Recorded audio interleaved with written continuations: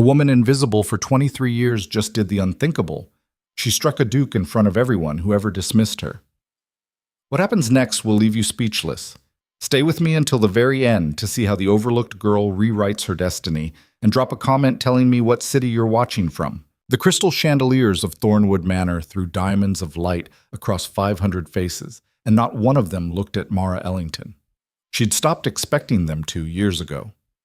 Standing near the marble pillar at the edge of the grand ballroom, Mara watched her younger sister Vivian glide across the floor in ivory silk that cost more than most families earned in a year. The dress caught every eye. Vivian's laugh, bright and practiced, rang out like silver bells. Men turned, women whispered behind fans. The room reorganized itself around her beauty, the way iron filings arrange themselves around a magnet. Mara pulled her shawl tighter around her shoulders. The dove-gray dress she wore had been her mother's suggestion. Something understated, dear. We don't want to draw attention from the bride. As if there'd ever been any danger of that. 23 years old, and Mara had learned to wear invisibility like a second skin. Too plain for the ballrooms. Too quiet for the drawing rooms. Too bookish for the marriage market. Her mother had given up parading her before potential suitors 3 seasons ago. Now she was just there. A footnote in the Ellington family story, while Vivian wrote headlines. "Champagne, miss?" A servant appeared at her elbow, silver tray extended. "Thank you."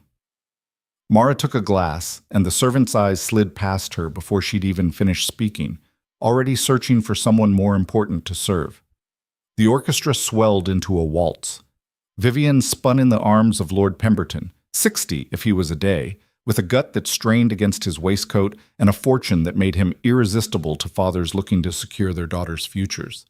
The age difference didn't seem to bother anyone, least of all Mara's father, whose smile was so wide it looked like it might crack his face. "Beautiful, isn't it?" Her mother materialized beside her, eyes fixed on the dancing couple. Catherine Ellington wore satisfaction like expensive perfume. Lord Pemberton's estate spanned 3 counties. Vivian will never want for anything. Except youth, except choice, except love. Mara kept those thoughts locked behind her teeth. She'd learned that lesson early. Her opinions weren't welcome at these gatherings. She was supposed to smile and nod and be grateful she was allowed to attend at all. "Mara, do stand up straight. You're slouching." She straightened automatically, hating herself a little for the obedience. "And for heaven's sake, try to look pleasant. That pinched expression makes you look positively sour." Her mother's voice dropped to a whisper. "The Hartley boy is over by the terrace doors. He's not much to look at, I'll grant you, but his family owns considerable property in the north. If you made even the smallest effort—" "Mother, please. Don't take that tone with me. Do you think opportunities like this grow on trees? You're not getting any younger, and frankly, your prospects diminish by the day." Catherine's smile never wavered, her words delivered with the same pleasant tone she might use to discuss the weather. "Thomas Hartley may be your last chance at a respectable match. Unless you'd prefer to end up a governess to someone else's children, I suggest you—" "I need some air." Mara turned before her mother could object, weaving through the crowd with practiced efficiency. No one noticed her leaving, no one ever did. The terrace was blessedly empty, the cool night air a relief after the suffocating heat of the ballroom. She gripped the stone balustrade and breathed deeply, letting the sounds of the party fade behind her. Through the French doors she could see them all, laughing, drinking, dancing, playing their parts in the great theater of high society. Her father's hand on Lord Pemberton's shoulder, sealing whatever bargain they'd struck. Her mother circulating through the crowd, collecting compliments like a child gathering shells at the beach. Vivienne, radiant and hollow, spinning in the arms of a man old enough to be her grandfather. And somewhere in that glittering mass of silk and jewels, Thomas Hartley was probably boring some other poor girl with talk of crop rotation and drainage systems. Is this all there is? The thought came unbidden, dangerous. Is this what we're worth? Pretty packaging for property transfers? Escaping already? The party's barely started. Mara turned. A man stood in the shadows at the far end of the terrace, half hidden by one of the potted topiaries. She hadn't noticed him there, which was unusual because she'd gotten good at seeing without being seen. He stepped into the light, and recognition hit her like a slap. Duke Alistair Vaughan.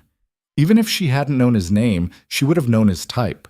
Everything about him screamed power, from the perfect cut of his black evening clothes to the way he held himself, like a man who'd never questioned his right to occupy space. Mid-30s, maybe. Dark hair swept back from a face that was handsome in a severe, uncompromising way. Cold gray eyes that assessed and dismissed in the same glance. She'd seen him earlier, arriving fashionably late in a carriage that probably cost more than her family's entire estate. The crowd had parted for him like the Red Sea. Even her mother had gone quiet, which was saying something. Your Grace. Mara dipped into a curtsy, more reflex than respect. I didn't mean to intrude. I'll leave you to your solitude. Running away? His voice was like his face, cold, precise, utterly without warmth. How predictable. She froze halfway to the door. I beg your pardon? Women like you, always hovering at the edges, pretending you don't want to be noticed while desperately hoping someone will acknowledge your tragic existence. He lifted his glass in a mock toast. It's exhausting to watch. Heat flooded her cheeks. You don't know anything about me. Don't I? He moved closer, and she fought the urge to step back. Let me guess. Plain daughter of a minor family overshadowed by a prettier sister, bitter about being overlooked, convinced the world is unfair. His lip curled. Am I close? Every word landed like a stone. She couldn't breathe. The tragedy, he continued, his tone conversational, almost bored, is that you're probably not entirely without merit. A bit of intelligence, perhaps. Maybe you read books and think that makes you special. He paused. But intelligence without beauty or fortune is just another form of poverty, isn't it? No one wants to buy what you're selling. Something inside her chest cracked. He was right. That was the worst part. First, every cruel word was true, and they both knew it. At least your sister understands the game, Vorn said, glancing through the windows at Vivian. She's trading her assets while they still have value. You? You've already depreciated past market worth. Best to accept it, and... Her hand moved before her brain could catch up. The slap echoed across the terrace like a gunshot. For one suspended moment, neither of them moved. Alistair Vorn stood frozen, head turned from the impact, a red handprint blooming across his cheek. Inside the ballroom, the music stopped. Conversation died. 500 faces turned toward the terrace. Mara's hand throbbed. She stared at it like it belonged to someone else, this traitorous thing that had just destroyed her life. Oh God, she whispered. Vorn turned his head slowly, and the look in his eyes made her blood turn to ice. Not anger, something colder, calculation. Well, his voice carried through the sudden silence. That was unwise. Her father appeared in the doorway, his face purple with rage. Behind him, her mother had gone white as chalk.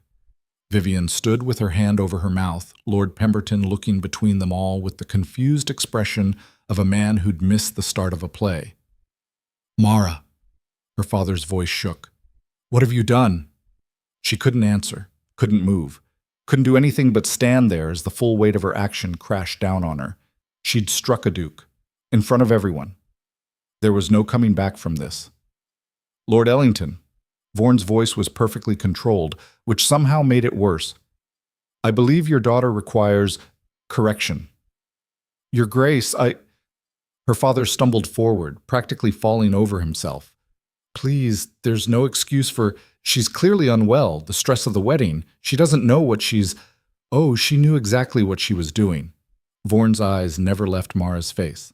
Didn't you, Miss Ellington? And there it was. The trap.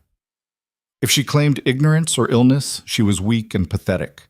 If she admitted intent, she was defiant and deserving of punishment.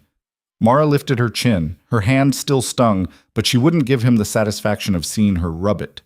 Yes, she said clearly. I knew. Her mother made a sound like a dying animal. Mara. Her father grabbed her arm. Apologize this instant. No. The word came out steady, surprising them both. Surprising her most of all. Because somewhere beneath the fear and the horror of what she'd done, there was something else. Something bright and fierce and absolutely reckless. She'd spent 23 years being invisible, being quiet, being good. Where had it gotten her? Still unmarried, still dismissed, still nothing. If she was going to be ruined anyway, she might as well be ruined for something real. I won't apologize, she said again, louder this time. Everything he said was designed to hurt me, to humiliate me. And I won't stand here and pretend that's acceptable just because he has a title. Gasps rippled through the crowd. Someone dropped a glass. You stupid, stupid girl. Her father's grip tightened until it hurt.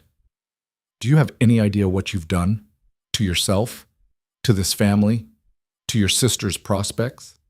Oh, don't worry about me, Papa. Vivian's voice cut through the chaos, bright and brittle. I'm sure Lord Pemberton won't let one sister's madness affect his generous offer for the other. The old lord nodded, looking uncomfortable but committed. Money always won over scandal, at least in his case. Your Grace. Her father turned back to Vorn, still gripping Mara's arm. Please, name your terms. Whatever restitution you require. Restitution? Vorn's eyebrows rose. What an interesting word. He stepped closer and Mara felt her father shrink beside her. Strange how a man who'd always seemed so large could suddenly become so small. I think, Vorn said slowly, that Miss Ellington has made her position quite clear. She finds my company intolerable. It would be cruel to force an apology from someone with such strong convictions. Relief flickered across her father's face, premature and foolish. However, Vorn continued, actions do have consequences. I'm sure you agree, Lord Ellington. Of course, Your Grace. Absolutely. Whatever you think is appropriate. Then I suggest Miss Ellington remove herself from society until she's learned proper conduct. Indefinitely. The word hung in the air like a death sentence. Exile. Your Grace is most merciful, her father said quickly. Too quickly. She could hear the calculation in his voice. Better to lose one daughter than the family's entire reputation. Mara will retire to our country estate immediately. You won't see or hear from her again, I give you my word. Father, not another word. He rounded on her, and for the first time in her life, she saw real hatred in his eyes. You will go to Brackenmore. You will stay there, and you will consider yourself fortunate that His Grace has shown such restraint. Mara looked past her father to the crowd. 500 faces stared back, and not one showed sympathy. Only shock, disgust, the peculiar satisfaction people get from watching someone else's downfall. Her mother wouldn't meet her eyes. Vivian smiled faintly, relief naked on her beautiful face. One less obstacle to her perfect wedding. And Vorn? He just watched, expression unreadable, as they dismantled her life. The carriage will be ready at dawn, her father said. Pack only what you need. You won't be coming back. The room they gave her for her last night might as well have been a cell. Mara sat on the edge of the bed, still in her gray dress, and watched the party continue through her window. The music had resumed. Voices and laughter drifted up through the floorboards. Below, in the safety of the ballroom, they were already rewriting the story. Poor Lord Ellington, having to deal with such an unstable daughter. Did you see the look in her eyes? Absolutely unhinged. I always thought there was something off about that one. A knock at the door made her jump. It's me. Vivian slipped inside without waiting for permission, still in her wedding dress. She looked like an angel, all gold and white and ethereal beauty. Congratulations, Mara said flatly. You're getting everything you wanted. Don't be like that. Vivian sat beside her, close enough that their shoulders touched. I didn't want this. Didn't you? Mara, you smiled. When Father said I had to leave, you smiled. But Vivian flinched. For a moment, she looked almost human, almost sorry. I was relieved, she admitted quietly. Not because I want you gone, but because, God, Mara, do you know what could have happened? If the Duke had demanded more? If he'd called off all social dealings with our family?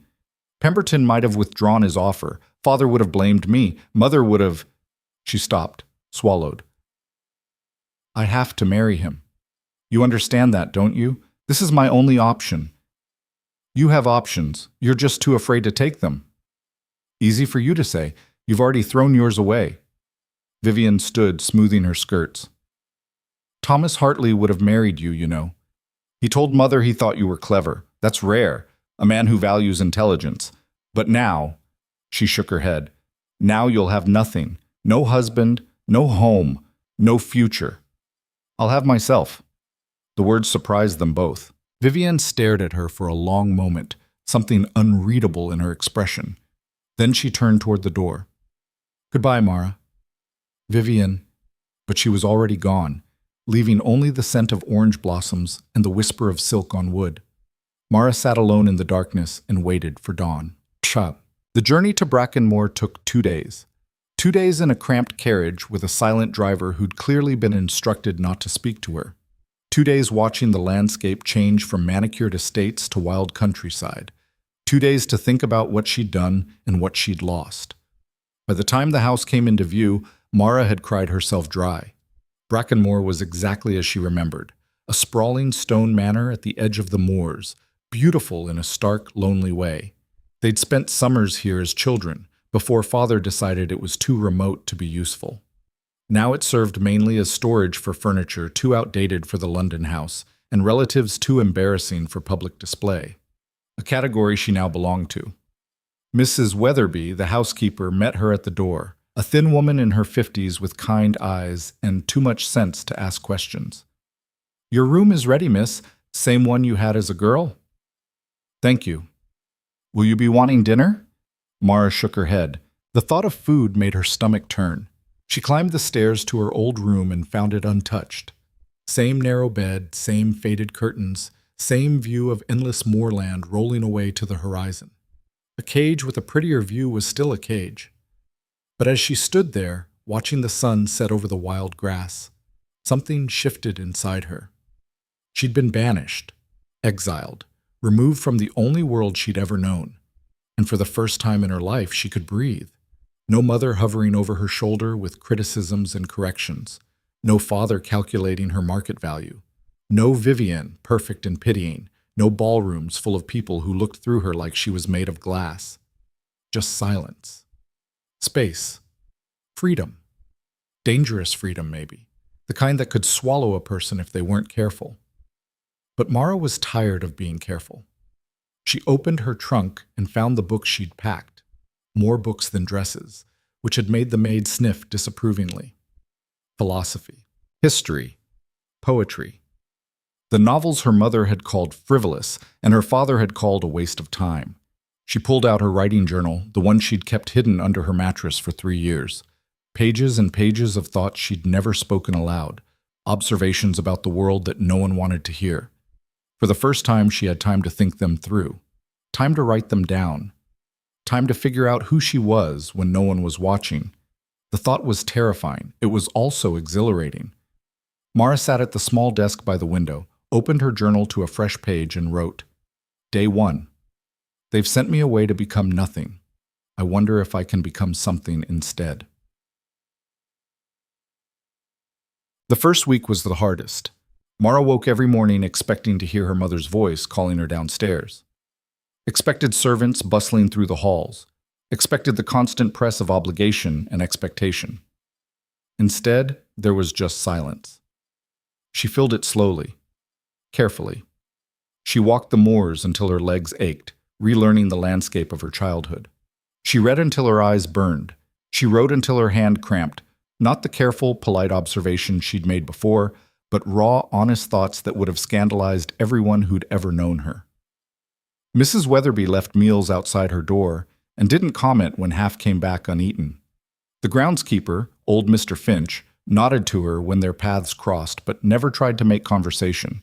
They treated her like a ghost, and she was grateful for it. By the second week, she'd stopped expecting letters. By the third, she'd stopped checking the mail entirely. Her family had made their position clear. She was a problem they'd solved by removing her from the equation. Out of sight, out of mind. Vivian's wedding had gone forward without incident. The scandal had been contained. Life had gone on. Without her. The realization should have hurt more than it did. Instead, Mara felt something strange and unfamiliar uncurling in her chest. Something that might have been relief. Or maybe just the absence of constant, grinding pressure. She started taking her breakfast on the terrace, watching the sunrise paint the moors in shades of gold and amber. Started sleeping past dawn because there was no one to tell her it was lazy. Started leaving her hair down because there was no one to see it. Small rebellions, tiny freedoms. They added up. One morning, nearly a month after her arrival, Mara woke to find rain lashing against the windows. The kind of storm that turned the moors into a gray, churning sea. She should have stayed inside. Should have been sensible. Instead, she pulled on her boots and an old coat and walked straight into it.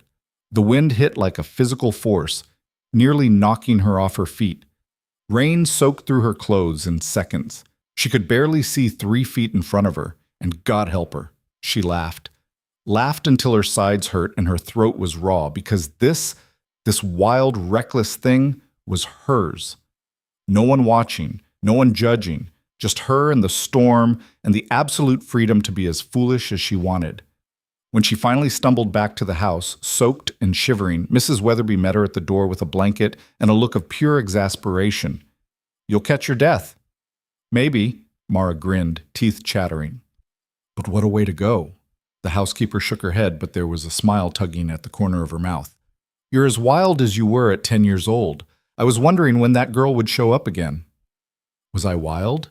"Lord, yes. Drove your mother half mad, the way you'd disappear for hours.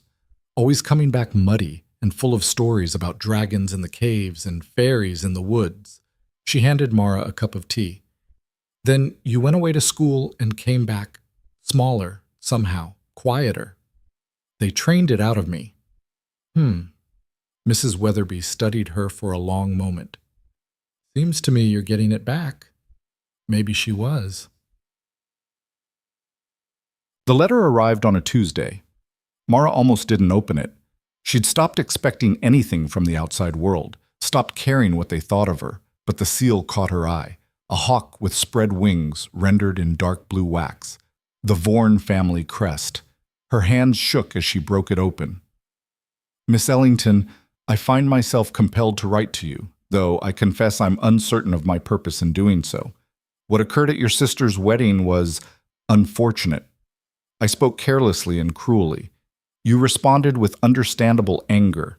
I should have handled the situation with more grace. This is not an excuse, merely an observation. I hope your time in the country has been peaceful. You struck me as someone who might appreciate solitude more than society's endless performances. If you wish to respond, I would welcome it. If you don't, I will understand." Alistair Vaughan Mara read it 3 times, looking for the trap. An apology. From a duke. To her. It didn't make sense. Men like Vaughan didn't apologize to women like her. They didn't think about the people they'd hurt, because people like her didn't register as real enough to hurt. Unless this was another game. Another way to humiliate her. She should burn it, should pretend she'd never received it. Instead, she found herself reaching for her pen. "Your Grace, your letter was unexpected. I don't accept your apology. Not because I'm cruel or because I enjoy nursing grudges, but because I don't believe you're actually sorry. You said what you believe to be true, that I'm plain, unmarriageable, and past my value, that my intelligence is worthless without beauty or fortune to make it palatable. Those things may be true. They certainly seem to be, based on 23 years of evidence, but that doesn't make them acceptable to say, and it doesn't make them hurt less. You asked if I've found peace in solitude. The answer is complicated. I found something here. Space to think, to be, to figure out who I am when no one's watching. But peace? I don't know if I'm capable of it. You also don't need to write to me out of guilt. We're nothing to each other. Let's leave it that way. M. Ellington."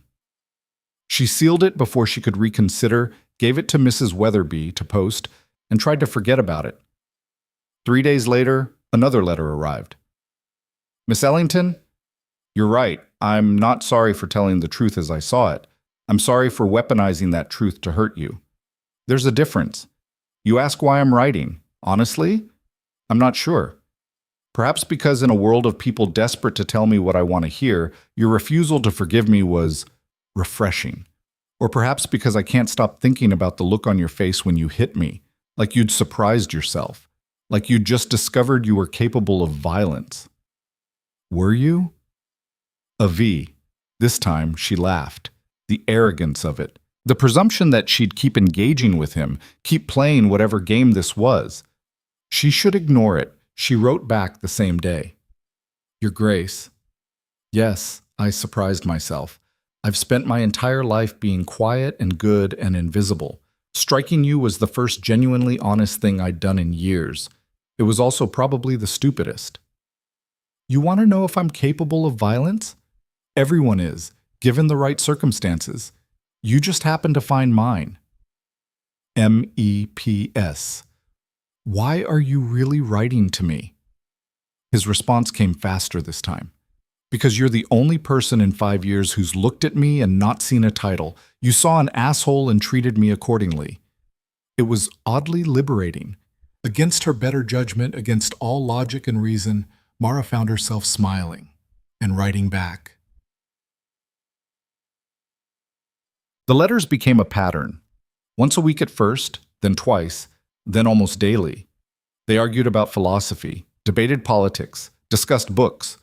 He was brilliant and infuriating in equal measure, and she stopped pulling her punches. You're being deliberately obtuse, she wrote. Just because something has always been done a certain way doesn't make it right. You're being idealistic, he countered. Change for the sake of change is just chaos in a prettier dress. They fought on paper the way other people fought in person, fierce and personal and strangely intimate. He never mentioned coming to visit. She never invited him. It was safer this way. Whatever this was, it lived in letters and ink. The moment it became real, it would shatter. But then, 2 months after the first letter, Mrs. Weatherby knocked on her door with an expression Mara couldn't quite read. Miss, there's a gentleman here to see you.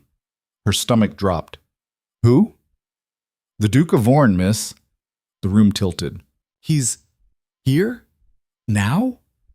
In the drawing room. Shall I tell him you're not receiving visitors? Mara should say yes, should hide like the coward she was and wait for him to leave.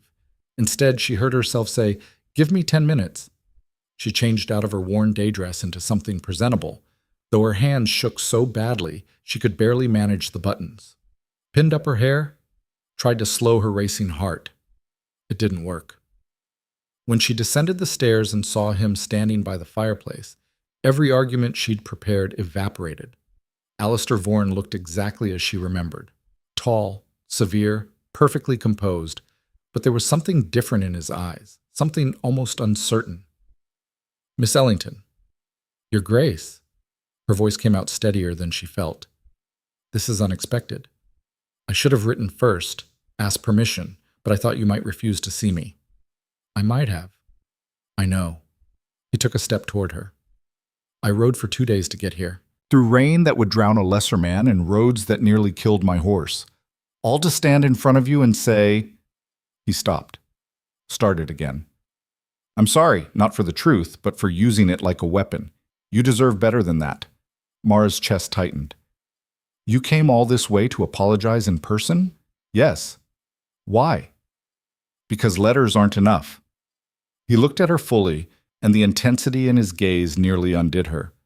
Because I needed to see if you were real or if I'd invented you to break my own boredom. And? You're real. He said it like it surprised him. More real than anyone I've met in years. The silence stretched between them, heavy with things neither of them knew how to say. Finally, Mara spoke. I don't forgive you. I know. And I don't trust you. I wouldn't either. Then what do you want from me? Alistair Vaughan, Duke of something or other, powerful enough to ruin her with a word, looked at her like she was the only person in the world. The truth, he said. No games, no performances, just honesty. Mara thought about the girl she'd been at her sister's wedding, invisible, silent, safe. She thought about the woman she was becoming, wild and reckless, and finally free. All right, she said, but fair warning, I'm not very good at gentle truths. Good. His mouth quirked into something almost like a smile. Neither am I. And just like that, the war between them shifted into something far more dangerous, something that might destroy them both, or save them. Only time would tell. Alistair stayed for tea. Mrs. Weatherby brought it in on the good china, the set with the delicate roses that hadn't been used since Mara was 12. The housekeeper's face gave nothing away, but Mara caught the sharp curiosity in her eyes as she set down the tray and quietly excused herself. The drawing room suddenly felt too small, too intimate. Mara sat stiffly in the chair opposite him, acutely aware of how close he was, how his presence seemed to fill every corner of the space.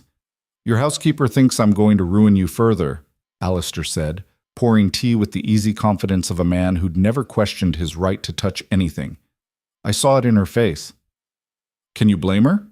A duke showing up unannounced at the home of an exiled woman. The scandal writes itself." "Does scandal still bother you?" He handed her a cup, their fingers brushing briefly.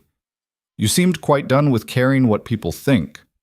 "I am, mostly." She took a sip, burning her tongue. "But Mrs. Weatherby has to live in the real world, as do I, eventually. This exile won't last forever." "Won't it?" The question hung between them, heavier than it should have been. "My father said indefinitely, not permanently." "Your father says a lot of things." Alistair leaned back, studying her over the rim of his cup. "Do you actually believe he plans to bring you back? To reintroduce you to society after you struck a duke in front of half of London's elite?" Her hands tightened on the porcelain. "What are you suggesting?" "That you've been discarded, permanently. They're just too polite to say it outright." His tone was matter-of-fact, almost gentle. "Your sister is married. Your family's reputation survived. You served your purpose as a cautionary tale. Why would they risk bringing you back? You're cruel." "I'm honest. There's a difference." Mara set down her cup before she could throw it at him. "You rode 2 days through rain to come here and tell me I'm worthless and forgotten? That's your idea of an apology?" "No, I came to tell you that you're free." He leaned forward, elbows on his knees, gray eyes intense. "You spent 23 years in a cage. Now the door's open. What are you going to do about it?" "What can I do? I have no money of my own, no prospects, nowhere to go." "You have this house." "My father's house." "Does he visit?" "No." "Does he write?" She didn't answer. They both knew he didn't. "Then it's yours," Alistair said simply. "Take it. Make it yours. Stop waiting for permission to exist." "Easy for you to say. You're a duke. You've never had to wait for permission for anything in your life." "You'd be surprised." Something dark flickered across his face, gone too quickly to identify. "But you're right. I've had privileges you haven't. Which is why I'm telling you, don't waste your freedom waiting for them to forgive you. They won't. Build something new instead." "Like what?" "I don't know. That's for you to figure out." He stood, setting down his cup with a soft click. "But I didn't ride through hell to watch you feel sorry for yourself. The woman who wrote those letters to me wasn't weak. She was fierce, sharp, alive. Where is she?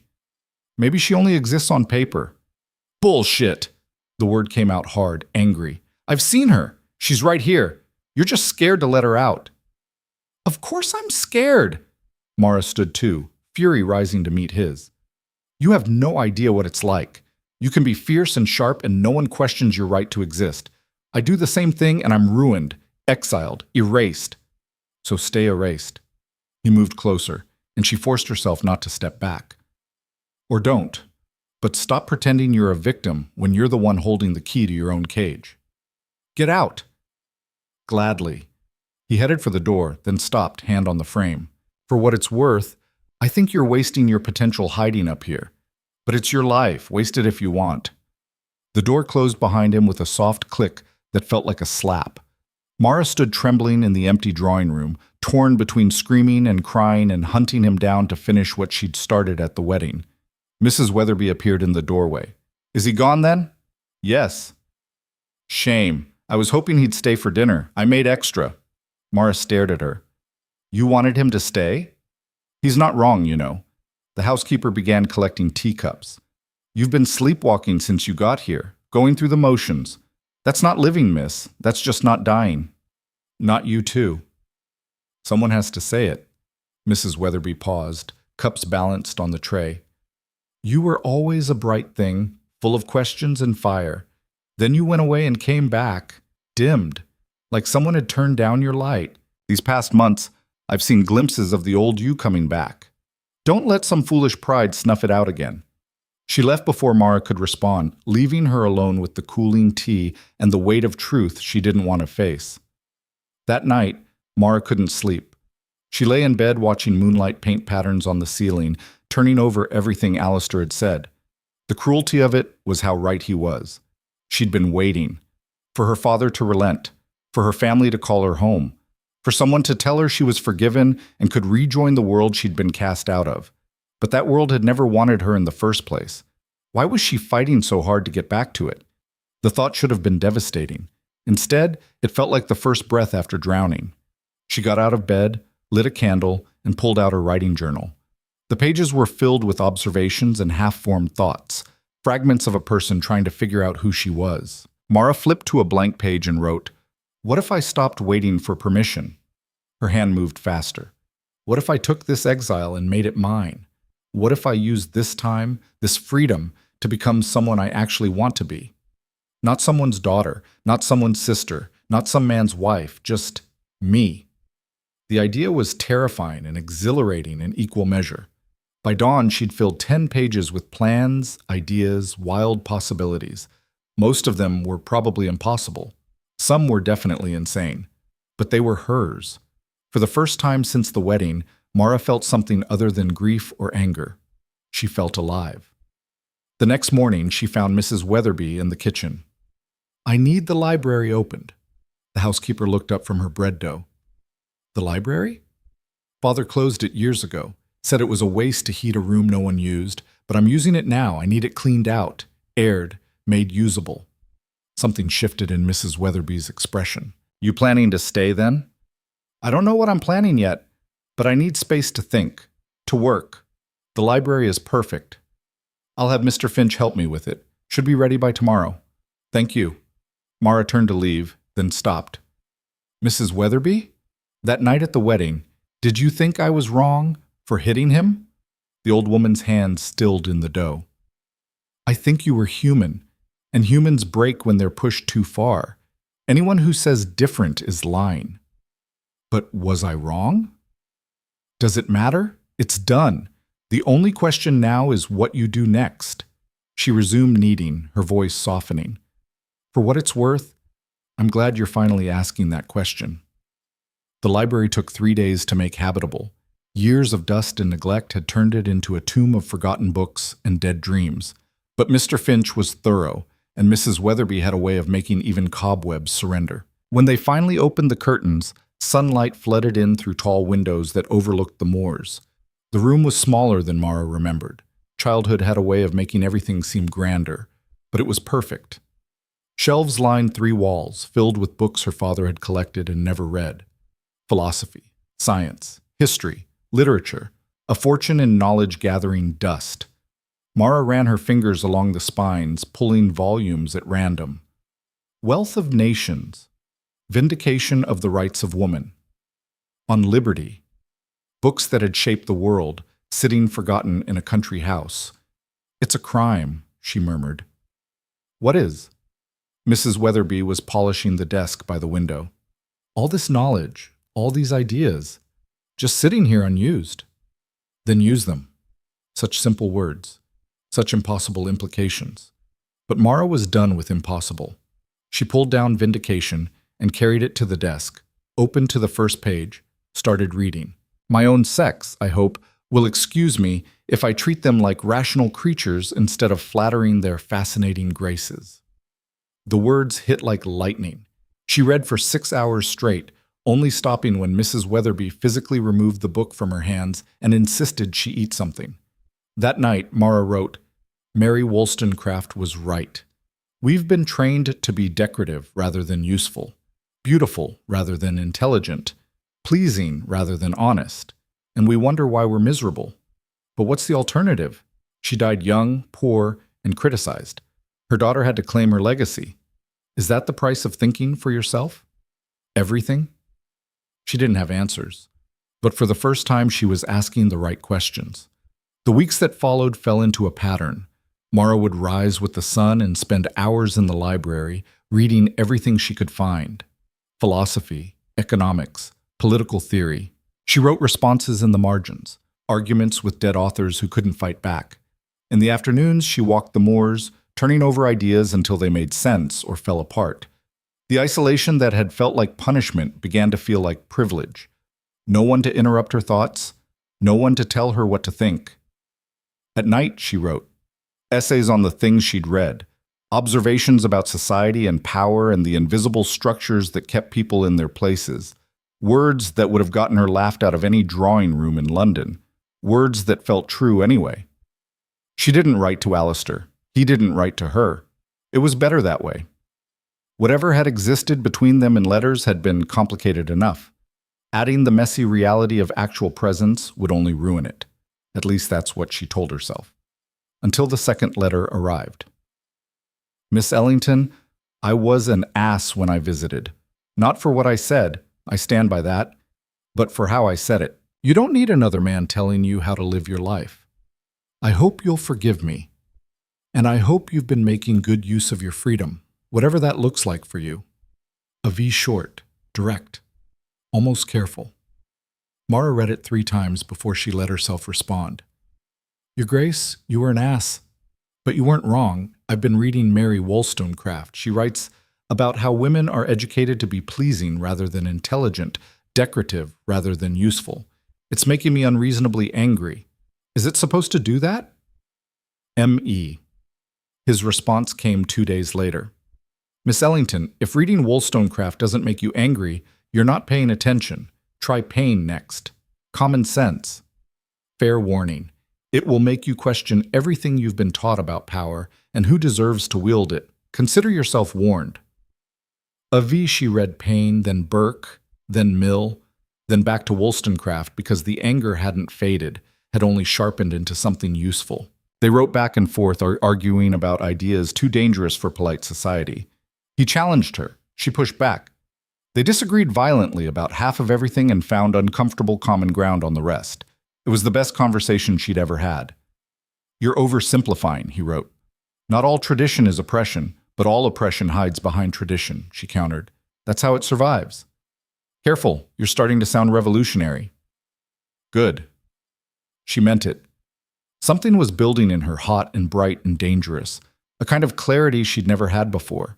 She could see now how the whole system worked, how it kept people in boxes labeled with their gender, class, birth, how it convinced them the boxes were natural, inevitable, even desirable, how it punished anyone who tried to climb out. She'd been punished for stepping out of her box, for striking a duke, for refusing to be quietly grateful for whatever scraps of dignity they allowed her. And instead of destroying her, the punishment had freed her. The irony was almost funny. 2 months into her reading and writing, Mara received a letter from her mother. Her hand shook as she opened it, some small, pathetic part of her still hoping for reconciliation. Mara, Vivian is with child. The family is overjoyed. Lord Pemberton has been most generous, already talking of settlements and provisions for the heir. This is what happens when one makes wise choices and marries well. You would do well to remember that, wherever you are. Your father asks that you not write. It's better for everyone if we make a clean break. Vivian agrees. Do try to make something of yourself, dear. Even in exile, there are standards to maintain. Your mother Mara read it once, then again, then a third time, waiting for the hurt to come. It didn't. Instead, she felt something cold and clear settle in her chest. They were done with her. Completely, finally done. Her mother didn't ask how she was, didn't express concern or affection, just delivered the news like a society column and reminded Mara of her failures. Her father didn't even have the courage to write himself. And Vivian, pregnant and secured in her loveless marriage, apparently agreed that Mara should stay forgotten. Fine. If they wanted her erased, she'd erase herself. But on her terms. She went to the library, pulled out a fresh sheet of paper, and began to write. Not a letter this time. An essay. On the social construction of female worth. The words poured out of her. Everything she'd been reading, thinking, feeling over the past months. The ways society measured women's value. Beauty, obedience, marriageability. The ways it punished women who failed those measures or refused to be measured at all. The ways it had measured her and found her wanting. She wrote about her sister, married to a man 40 years her senior because his fortune made the age gap irrelevant. About the girls she'd known at school, bright and curious, slowly dimmed by the weight of expectation. About her mother, who'd internalized every rule and now enforced them ruthlessly on her own daughters. She wrote about herself, the invisible girl at the edge of ballrooms, the daughter too plain to be valuable, the woman who'd finally found her voice by losing everything else. It was raw and angry and probably unpublishable. She didn't care. When she finished, 20 pages later, her hand aching and her eyes burning, she felt hollowed out, exhausted, clean. She showed it to no one, just filed it away with her other writings and went back to reading. But something had shifted. The anger had a direction now, a purpose. She wasn't just learning anymore, she was building something. She didn't know what yet, but it was hers. Alistair's next letter arrived a week later. Miss Ellington, I'm hosting a gathering at my estate next month. Small, mostly scholars and thinkers, people who value ideas over titles. I'd like you to attend. Before you refuse, and I know you will, consider this. When was the last time you spoke to someone who wasn't your housekeeper? When was the last time you tested your ideas against someone who might actually challenge them? You can hide in your library forever. It's safe there, comfortable. Or you can risk being seen again. Your choice. A V. Mara's first instinct was to refuse. Going to Alistair's estate meant leaving Brackenmore, meant being around people again, meant risking exposure, judgment, all the things she'd escaped. But it also meant conversation, debate, the chance to test everything she'd been learning in the crucible of actual human interaction. And wasn't that what she'd been preparing for, building toward? She wrote back, Your Grace, I'll come. But I'm not doing it for you. I'm doing it because I'm tired of arguing with dead philosophers. They never fight back. What should I bring? M.E. His response was immediate. Yourself, your sharpest arguments, and armor. They won't go easy on you just because you're brilliant. I'll send a carriage in 3 weeks. A V. The word brilliant sat in her chest like a hot coal. No one had ever called her that before. Smart, maybe. Clever, occasionally. But brilliant? She didn't know whether to believe him or whether it mattered if she did. 3 weeks gave her time to prepare, time to refine her arguments, time to work herself into a state of near panic about what she was about to do. The night before the carriage was due to arrive, Mrs. Weatherby found her pacing the library. You'll wear a path in the floor. I can't do this. What was I thinking? You were thinking it's time to stop hiding. I'm not hiding. She stopped, sighed. I'm terrified. Good. Means it matters. The housekeeper set down a tray of tea. You've been reading and writing for months now, talking to yourself. At some point, you have to talk to other people too. Otherwise, what's the point? The point is I don't get humiliated again. You might, probably will, at least once. Mrs. Weatherby poured 2 cups, handed one to Mara. But you'll survive it. Just like you survived the wedding, just like you've survived everything else they've thrown at you. I hit a duke and got exiled. That's not surviving, that's barely existing. No, dear. You hit a duke and found yourself. There's a difference. Mara took the tea, hands wrapped around the warm cup. What if I fail? What if I get there and realize I don't actually know anything, that I've just been playing at intelligence? Then you'll learn and do better next time. That's how it works. Mrs. Weatherby smiled. Besides, the Duke thinks you're brilliant. He's not an easy man to impress. How do you know that? I have eyes, don't I? The way he looked at you when he was here? Like you were a puzzle he couldn't quite solve. Men like him don't look at stupid people that way. Heat crept into Mara's cheeks. It's not like that. If you say so. The knowing tone said she didn't believe it for a second. The carriage arrived at dawn, elegant and unmarked. No ducal crest to announce its owner, just a simple black coach with a driver who helped Mara load her small trunk and said nothing about where they were headed. Mrs. Weatherby stood in the doorway, arms crossed. You'll be fine. How do you know? Because you're already asking the right questions. The rest is just details. Mara climbed into the carriage, then stuck her head back out the window. Mrs. Weatherby, thank you for everything.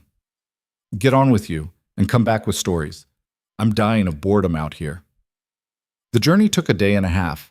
Mara spent it reading and rereading her notes, trying to prepare for conversations she couldn't predict. The landscape changed from wild moors to cultivated farmland to carefully maintained forests.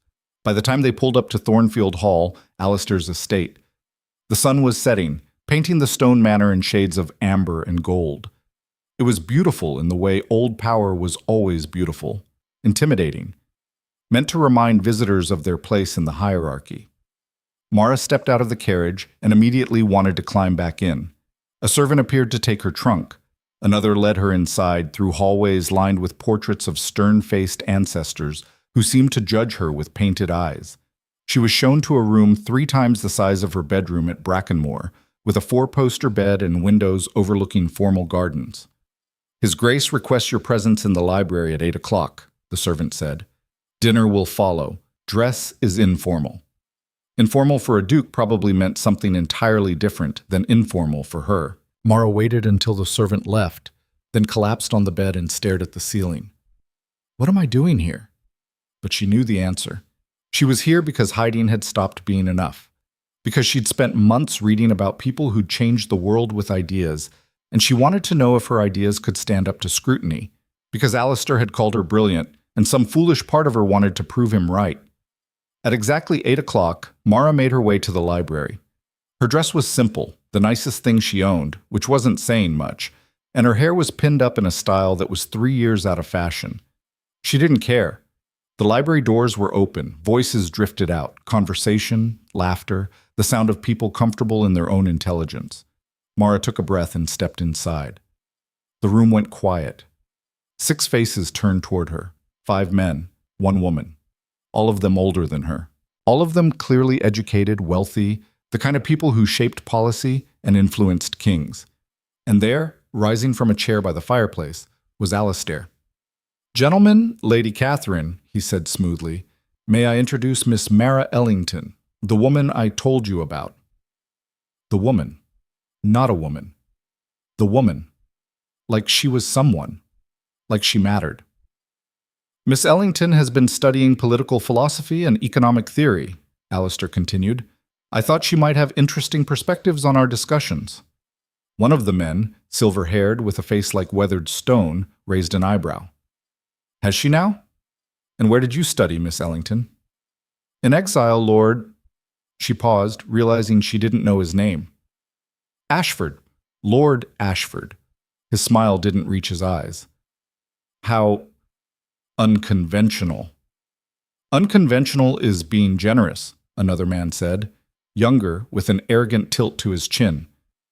"Most women I know study music and watercolors, not political theory." "Most women you know are being wasted," Mara said before she could stop herself. The room went very still.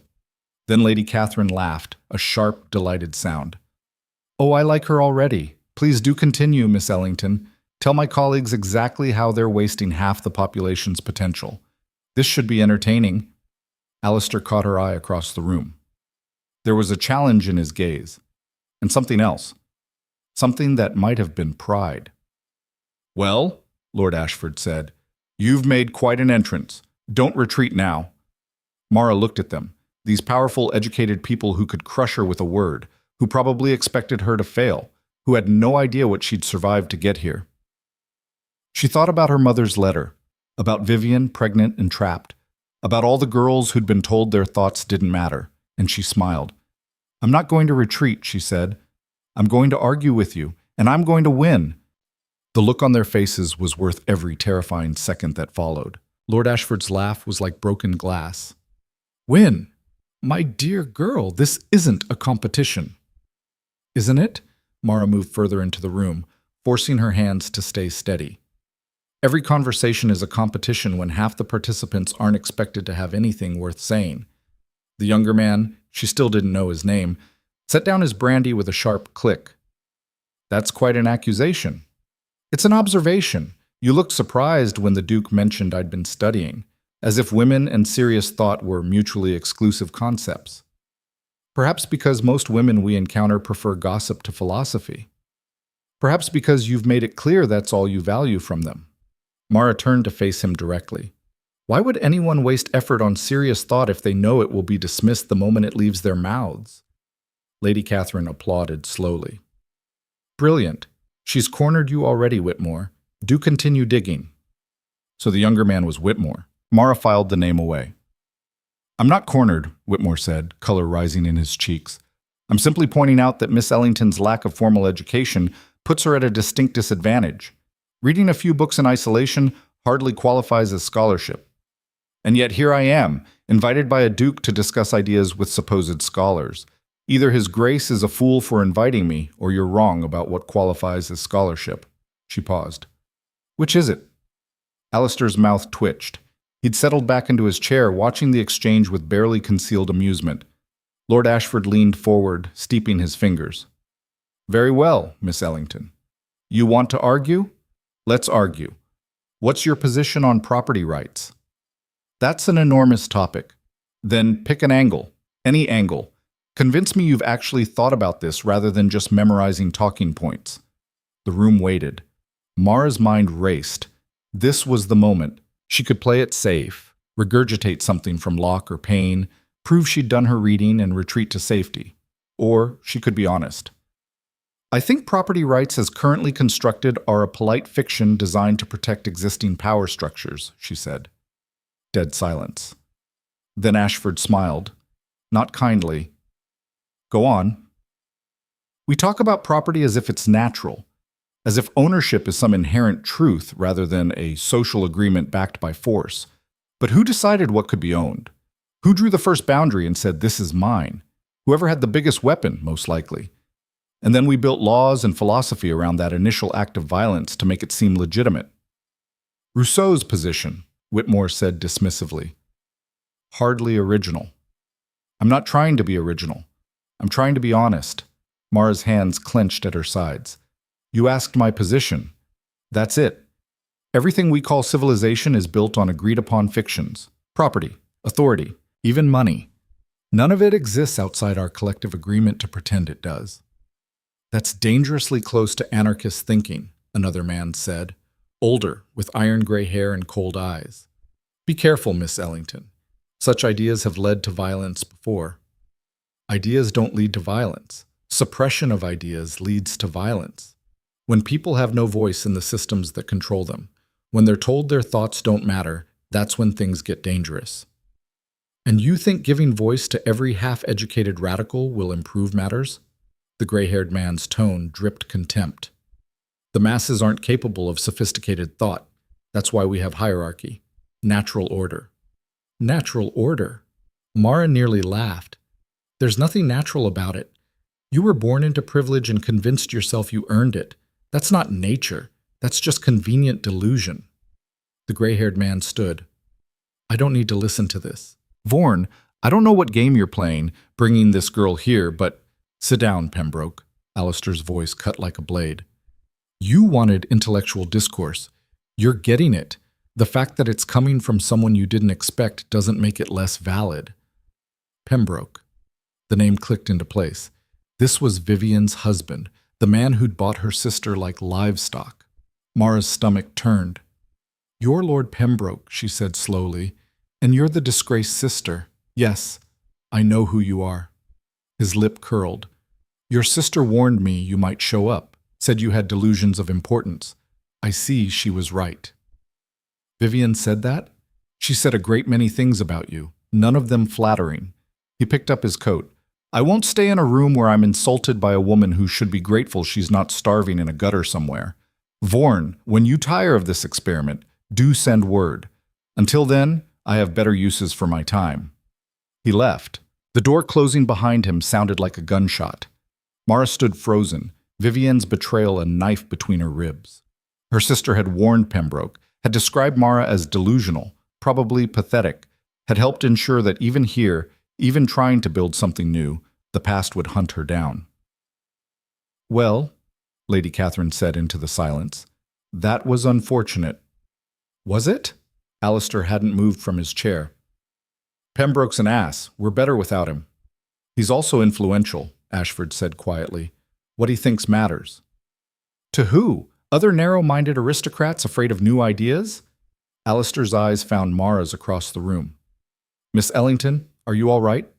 She wasn't. She felt like she might shatter if anyone touched her. but she'd come too far to break now. "I'm fine," she lied. "Shall we continue?" They argued for 3 more hours about property, power, the social contract, the nature of authority. Mara held her own, mostly. Whitmore tried to trap her with appeals to classical authority. Ashford pushed her to defend positions she wasn't sure she believed. Lady Catherine sided with her half the time and eviscerated her arguments the other half. And Alistair watched it all, throwing in occasional observations that shifted the entire direction of debate. By the time they broke for dinner, Mara's head pounded and her throat was raw. "You did well," Lady Catherine said, falling into step beside her as they moved toward the dining room.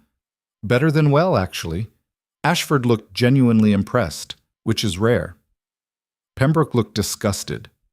Pembroke is terrified of smart women, always has been. Why do you think he married a girl young enough to be his granddaughter? Someone he could mold, control. She glanced at Mara. "Your sister, I take it?" "Yes." "I'm sorry, that must be difficult." Mara didn't trust herself to answer. Dinner was an elaborate affair. 7 courses, each more excessive than the last. Mara picked at her food, hyper-aware of every moment. Every time she used the wrong fork, or laughed too loud, or said something that made the others exchange glances. She didn't belong here. That much was obvious. The question was whether it mattered. After dinner, Alistair found her on the terrace. She'd escaped there the moment politeness allowed, needing air and space and silence. "You're hiding," he said. "I'm breathing. There's a difference." He leaned against the balustrade beside her. "Pembroke is a bastard. Don't let him get to you." "Easy for you to say. He's not married to your sister." "No, but I know what it's like to be related to people who'd rather you didn't exist." He was quiet for a moment. "My father spent 20 years trying to beat me into the shape of a proper duke. When that didn't work, he just pretended I didn't exist until he died. Some families are good at erasure." Mara looked at him, really looked, saw past the title and the cold exterior to something raw beneath. "What did you do?" she asked. "Survived, same as you." He turned to face her. "You were magnificent in there. You know that, right?" "I was barely keeping up."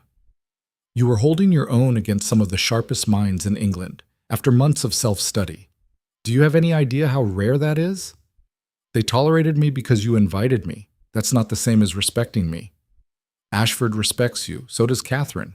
Whitmore's intimidated, which is why he kept trying to trip you up. And Pembroke is terrified of you, which is the best possible outcome. He hates me. He fears you. People who challenge his worldview always terrify him. That's his weakness, not yours." Alistair moved closer. "Stop measuring yourself against them. You're not trying to join their club. You're building something different." "I don't know what I'm building." "Neither did they once." "That's the secret no one tells you. We're all just making it up and hoping it works." The honesty in his voice steadied something in her chest. "Thank you," she said, "for inviting me, for believing I could do this." "I didn't believe you could do this. I knew you could." He paused. "There's a difference." Their eyes met, and Mara felt something shift between them, something dangerous and inevitable. "I should go to bed," she said, not moving. "You should." Neither of them moved.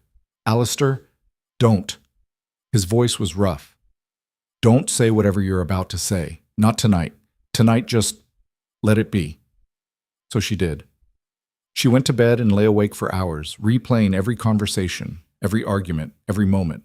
Pembroke's disgust, Vivian's betrayal, Alistair's quiet faith, the war between who she'd been and who she was becoming. The next morning brought new guests, more scholars, more debate.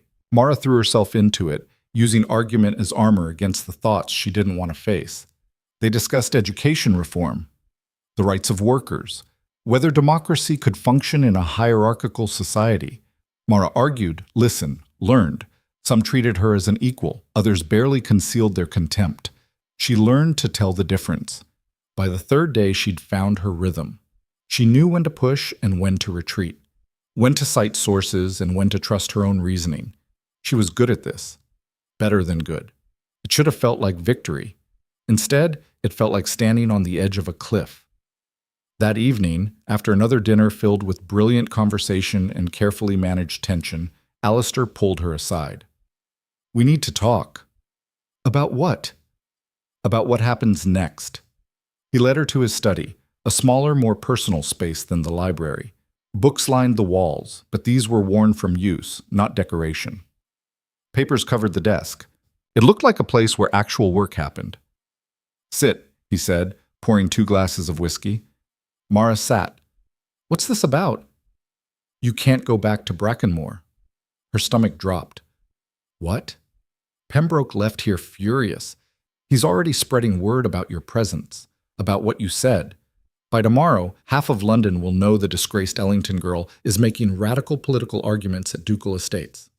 So your exile just became permanent. Your father will disown you completely rather than be associated with this scandal. Your family will close ranks. You'll have nowhere to go. The room tilted. You invited me here knowing this would happen? I invited you here knowing it might happen. I hoped Pembroke would be too cowardly to act. I was wrong. You were wrong. Mara stood, fury rising. You used me. You turned me into your political statement, and now I'm the one who pays the price. It's not like that. Then what is it like? Explain to me how this isn't you playing games with my life because you're bored and I'm convenient. Because I'm offering you a way forward. He stood too, color rising in his face. Yes, Pembroke will make things difficult. Yes, your family will cut you off. But I'm not leaving you stranded. I'm asking you to stay. Stay where? Here. At Thornfield. As my... He stopped, seeming to search for words. As my intellectual companion. My colleague, whatever you want to call it. Your mistress, you mean? No. The word came out hard. As someone I respect, someone whose mind I value, someone I want in my life, not in my bed. Mara stared at him. You expect me to believe that? I expect you to think about it. You've spent months building your knowledge, your arguments. What's the point if you just hide it away at Brackenmore? Here, you could actually do something with it. Write, publish, engage with people who take ideas seriously. Under your protection, your charity. Under your own power, with me as an ally instead of an obstacle. He raked a hand through his hair. I'm making a mess of this, but I'm serious. Stay. Not as my dependent, but as my equal. We're not equals. You're a duke. I'm nobody. You're the smartest person I've met in 5 years. That makes you somebody. The words hung between them, too big to take back. Mara's mind raced. He was right about one thing. Going back to Brackenmore meant hiding, wasting everything she'd learned. But staying here under his roof, dependent on his goodwill, it was another cage, just prettier than the last one. I need to think, she said. Of course. Take whatever time you need. But there was something desperate in his eyes. Just don't leave yet, please. She left the study and wandered the halls, trying to order her thoughts. The house was quiet, most guests already retired. Moonlight painted everything in shades of silver and shadow. She found herself in the library, drawn to it without conscious thought. Lady Catherine was there, reading by lamplight. Can't sleep either? The older woman asked. Too much to think about. Pembroke's tantrum, you mean, or Vaughan's offer? Mara froze. You know about that. I know Alistair. He gets that particular look on his face when he's trying to save someone who doesn't want to be saved. Catherine marked her page and set down the book. He means well, but men like him are used to solving problems with money and power. They don't always understand that some things can't be fixed that way. Do you think I should stay? I think you should do whatever terrifies you most. That's usually the right answer. That's terrible advice. And yet here you are, considering it. Catherine smiled. You're remarkable, you know, the way you argued today. The way you refused to back down even when they tried to make you feel small. That takes courage most people don't have. Or stupidity. Sometimes they're the same thing. The trick is knowing when. She stood, gathering her book. Whatever you decide, Miss Ellington, don't let fear make the choice for you. You've already lost too much to fear. She left Mara alone with those words and the weight of an impossible decision. Mara stayed in the library until dawn, reading and thinking and trying to see a path forward that didn't end in disaster. but every option felt like a trap. Stay and become dependent on Alistair's goodwill, his charity, his protection. Leave and waste everything she'd built. Hide in Brackenmore until she became the bitter, forgotten woman they all expected her to be. There had to be a third option. Had to be. She was still searching for it when urgent voices echoed from the hallway. Mara opened the library door to find servants rushing past, faces tight with alarm. "What's happened?" she asked. A maid stopped, breathless. "A carriage, miss. Just arrived. Your father. And he's demanding to see his grace immediately." The floor dropped out from under her. Her father was here. Now. This couldn't be good. Mara followed the commotion to the entrance hall, where her father stood in traveling clothes, his face purple with rage.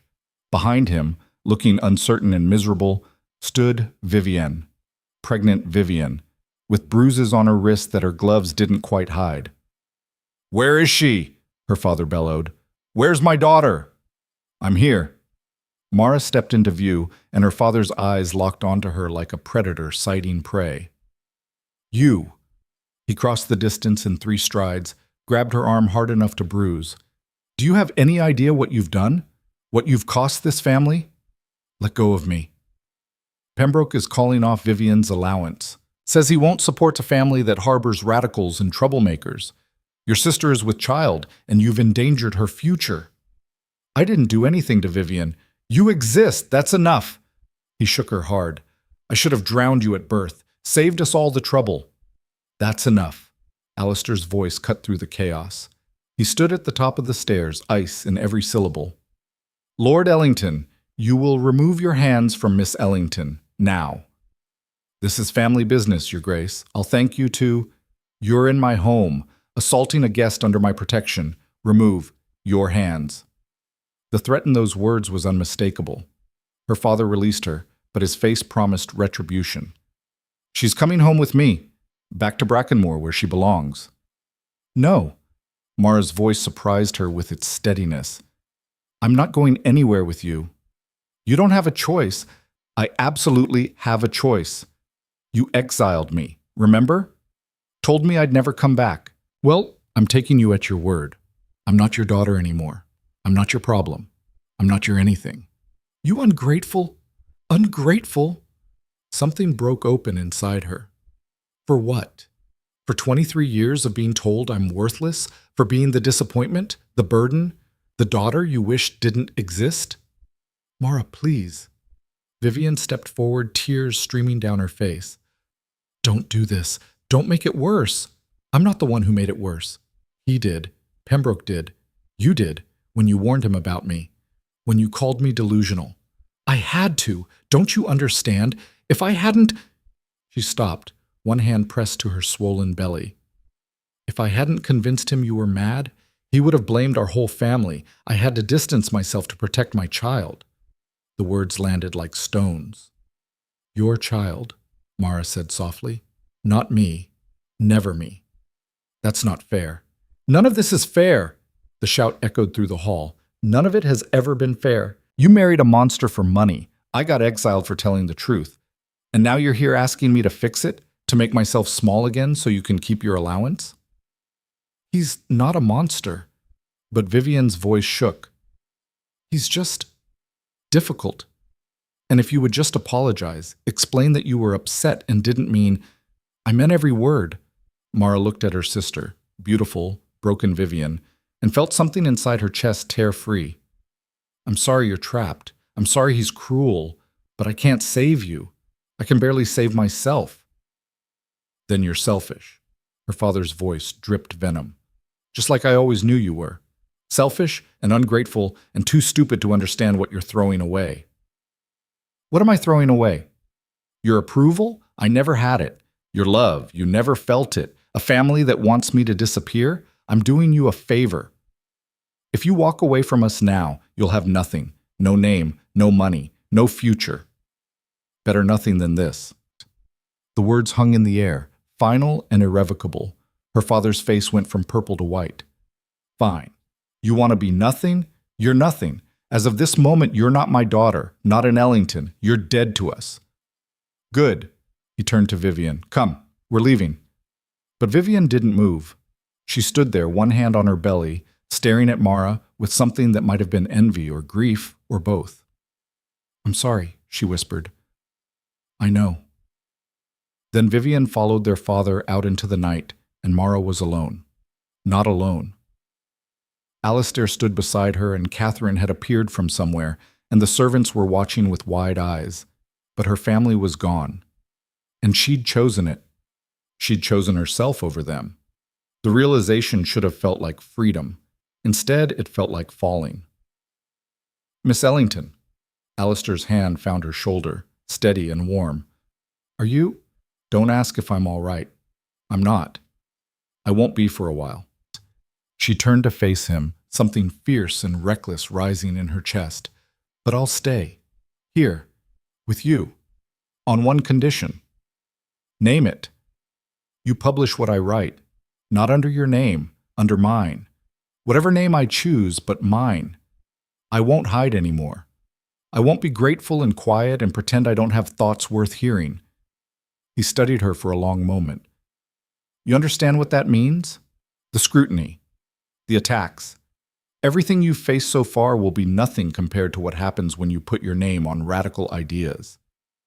I understand. You'll be called worse things than you can imagine. Threatened. Maybe worse than threatened. I know. And you still want this? I need this. She met his eyes, unflinching. I need to matter, to be seen, to prove that I'm not nothing just because they said I was. So yes, publish me. And let them come. Something shifted in his expression. Respect. Or maybe recognition. All right, he said. We'll publish you. Under your own name. Whatever the cost. He offered his hand. Mara took it. And somewhere in the night, the future cracked open like an egg, spilling out possibilities too bright and terrible to name. The morning after her father's visit, Mara woke to find a stack of blank paper on the desk in her room. Beside it, a note in Alistair's handwriting. Start writing, I'll handle the rest. She stared at the pristine white pages for an hour before touching them. This was it. The moment everything became real. Once she put words on paper, her words, her name, there would be no taking them back. Her hand shook as she picked up the pen. Then she remembered her father's face when he'd called her nothing. Remembered Vivian's whispered apology that changed nothing. Remembered 23 years of being invisible. The shaking stopped. She wrote, on the deliberate diminishment of female intelligence, a response to those who would keep half the population silent. The words poured out. Everything she'd been thinking, reading, arguing for months. The ways society trained women to be decorative rather than useful. How education was denied or watered down to keep them dependent. How intelligence in a woman was treated as a defect rather than an asset. She wrote about her own experience. The ballrooms where her thoughts didn't matter. The men who dismissed her before she'd finished speaking. The mother who'd rather have a beautiful fool than a plain scholar. She wrote until her hand cramped, and the light changed from morning to afternoon to evening. When she finally set down the pen, 15 pages lay before her, raw, angry, honest, terrifying. A knock at the door made her jump. Miss Ellington? It was one of the servants. His Grace requests your presence in the drawing room. You have visitors. Visitors, plural. Mara's stomach tightened. Who? Lord Ashford and Lady Catherine, miss. The two people from the gathering who'd actually listened to her. That was either very good or very bad. She found them in the drawing room with Alistair, deep in conversation that stopped the moment she entered. Ah, there she is. Catherine stood, crossing to take Mara's hands. We heard about last night. Are you all right? Define all right. Fair enough. Catherine squeezed her hands once before releasing them. We came because we need to discuss what happens next. Your father's already spreading a very particular version of events. Let me guess. I'm the ungrateful daughter who turned her back on her family? Worse. Ashford's expression was grave. He's claiming you've been corrupted by radical influences, that Vaughan here has been using you to spread dangerous ideas, that you're unstable and possibly dangerous. The room tilted slightly. Dangerous. He's trying to destroy your credibility before you even have any, Alistair said. He stood by the window, tension evident in every line of his body, making sure that if you do publish, people will dismiss it as the ravings of a madwoman. Can he do that? He's already doing it. Catherine settled back into her chair. We've had 3 different people ask us about you in the past 12 hours, all very concerned about your mental state, all very interested in whether Vorn is taking advantage of a disturbed young woman. Mara's hands clenched. So what do I do? Hide? Prove I'm sane by being quiet and obedient? That's exactly what they want. No, Ashford said. You fight back, but carefully, strategically. I'm not good at strategy. Then you learn. He leaned forward. Your father has given you an unexpected gift. He's made you notorious. People are talking about you, which means they'll read what you write, but only if you can control the narrative. How? By not giving them the madwoman they expect. Catherine's voice was gentle but firm. When you publish, it needs to be measured, logical, unassailable. They're waiting for you to be hysterical, emotional, easy to dismiss. Don't be. But everything I've written is emotional. It's angry. Anger can be precise, Alistair said. It's the weapon that matters, not the heat behind it. Let me see what you've written so far. Mara hesitated. The pages upstairs were raw, unpolished, vulnerable. I'm not trying to steal your work, he said quietly. I'm trying to help you sharpen it into something they can't ignore. She went upstairs and retrieved the pages, her heart hammering the entire way back down. Alistair read in silence while the rest of them waited. Mara watched his face for reactions and found none. He could have been reading a shopping list for all the emotion he showed. Finally, he looked up. This is brilliant. The breath she'd been holding escaped in a rush. But it's also a declaration of war, he continued. Once this is published, you'll have enemies, powerful ones. Are you prepared for that? I don't know. Probably not. Mara met his eyes. But I'm doing it anyway. Catherine laughed. I knew I liked you. The writing is strong, Ashford said, but Catherine's right about the presentation. You need to anticipate their arguments and dismantle them before they can make them. Show your work. Cite sources. Make it impossible for them to claim you're just an emotional woman with opinions. Even though I am an emotional woman with opinions. Even though, especially because, he smiled slightly, the game is rigged against you. The only way to win is to play it better than they do. They spent the next 3 hours going through her essay line by line. Catherine pushed her to strengthen her arguments. Ashford pointed out gaps in her logic. Alistair questioned her sources and made her defend every claim. It was brutal. It was also exactly what she needed. By the time they finished, the essay was half again as long and 3 times as strong. Mara's head ached, but beneath the exhaustion was something else. Pride. She'd held her own against 3 of the sharpest minds in England, and her work was better for it. When do we publish? She asked. Not we, Alistair said. You, your name, your words. I'll arrange for printing and distribution, but this needs to be clearly yours. Under what name? I'm not an Ellington anymore. The question hung in the air. Choose a new one, Catherine suggested, something that can't be taken from you. Mara thought about it, about the girl she'd been and the woman she was becoming, about the moors at Brackenmoor and the library at Thornfield, about the slap that had changed everything. Thorn, she said. Mara Thorn. Alistair's mouth quirked. Taking my estate as your surname? That will cause talk. Good. Let them talk. Let them assume whatever they want. I know the truth. And what's that? That I'm not his property or his dependent. I'm just someone who refused to disappear. She looked at each of them in turn. When can we print? 2 weeks, Ashford said. That gives us time to prepare for the response. Trust me, there will be one. He was right. The essay, now titled On the Systematic Diminishment of Female Capacity, was printed as a pamphlet and distributed to every major salon, club, and intellectual circle in London. 500 copies in the first run. They sold out in 3 days. The response was immediate and vicious. Someone calling himself a concerned gentleman published a rebuttal claiming Mara was clearly suffering from hysteria brought on by spinsterhood. Another writer suggested she'd been corrupted by French revolutionary propaganda. A third simply called her a whore, trying to elevate herself above her station. The personal attacks were worse. Letters arrived at Thornfield daily, some threatening, others just cruel. One described in detail what the writer would do to her if he ever found her alone. Another suggested she'd be better off dead. Alistair wanted to hire guards. Mara refused. "If I hide, they win," she said.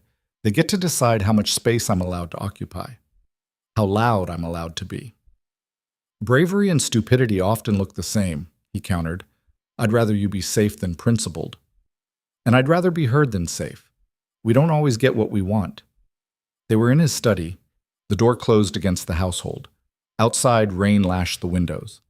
"You're infuriating," he said. "I learned from the best." Something shifted in his expression. "Mara, don't." She held up a hand. "Whatever you're about to say, don't. Not now. I can't think about anything except what comes next." "And what does come next?" "I don't know, but it's mine. That's enough." But alone in her room that night, reading through the latest batch of hate mail, she wondered if it really was enough. If being right mattered when the entire world was telling you were wrong. A knock at her door interrupted the spiral of doubt. "It's me," Catherine called. "Let me in before I freeze to death out here." Mara opened the door to find the older woman wrapped in a shawl, carrying 2 glasses and a bottle of wine. "Thought you might need this." She swept inside without waiting for invitation, pouring generous amounts into both glasses. "To weathering storms." They drank. "How bad is it?" Catherine asked, nodding at the pile of letters. 3 death threats, 7 proposals of marriage from men who think I need a firm hand, 12 calling me a whore, and 1 very detailed description of how I should be locked in an asylum. "Lovely. About what I expected."